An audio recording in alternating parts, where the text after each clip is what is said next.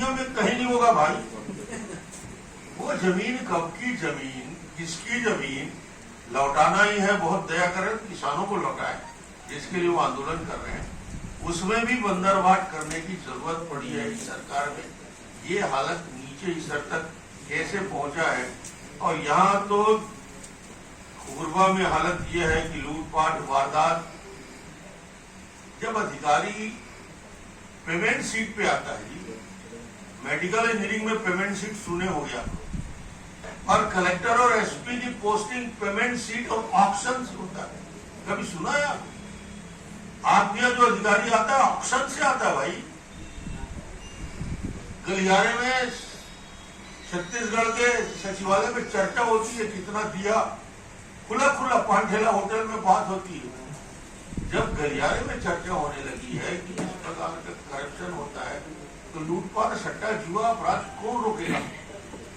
और शराब तो रोकना भी नहीं, गांजा पकड़ने के लिए पूरी दुनिया लगा दी है। उड़ीसा से गांजा आ रहा है, आंध्र से आ रहा है, और शराब घर पहुंच सेवा।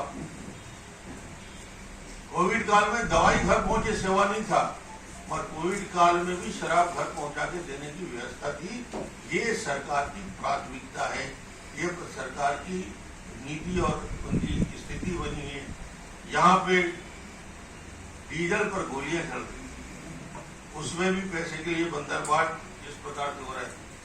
बिजली की हालत सभी जानते हैं कि कोरबा में क्या स्थिति बनी हुई है और किस प्रकार ये काम चल रहा है। तो मुझे लगता है कि सारे बिंदुओं को जो छत्तीसगढ़ में आर्थिक मुद्दे को लेकर विधानसभा के अंदर और विधानसभा के बाहर सरकार की गलत नीतियों के खिलाफ सरकार में जो निर्णय लिए, विधानसभा के अंदर लगातार विपक्ष पूरी ताकत के साथ, मजबूती के साथ, किसानों का मुद्दा हो, युवकों का मुद्दा हो, युवा मोर्चा के साथ मिलकर बड़ा आंदोलन पूरे प्रदेश में हुआ। किसानों को लेकर, महिलाओं को लेकर जो आंदोलन हुए, ये भूमिका जो कोविड का 18 महीने का समय भारतीय जनता पार्टी के शासनकाल के उस दौर में परेशानी भरा रहा, मगर अब भारतीय जनता पार्टी की आक्रामकता आने वाले 2 साल में और बढ़ेगी। डॉक्टर साहब क्या 2 जगह चल जाते हैं और आप बोलते हैं मोदी जी बोरा रोक रहा है। मोदी जी, भैया केंद्र सरकार नीतिगत फैसला करके 61 लाख मीट्रिक टन आपसे राइस लेने के लिए मंजूरी दी है। इससे बड़ी बात केंद्र सरकार और क्या कर सकती है। जितना आप खरीदोगे सबका राइस लेने की तैयार है सरकार, पर बोरा भी नहीं खरीद सकते। किसानों के लिए सबसे बड़े हित चिंतक माने जाते हो, आप बोलते हो अपने आप को घोषित। ये सरकार ये कह रही है कि तुम बारदाना लेके आओ, यानी बोरा लेके किसान जाएगा, अपने पैसे से बोरा लेगा, 14 रुपया उसका रिटर्न होगा, बता रहे 40 रुपया का बोरा। और कुछ दिन बाद बोलेंगे कि अब भैया हमारे पास वेइंग मशीन नहीं है, तौल मशीन भी लेके आओ। सोसाइटी की ये स्थिति है कि सोसाइटी में जो पुराने धान है वो सड़ रहे हैं, नेशनल लॉस हो रहा है, और नई धान खरीदने की व्यवस्था अभी से चौपट हो गई।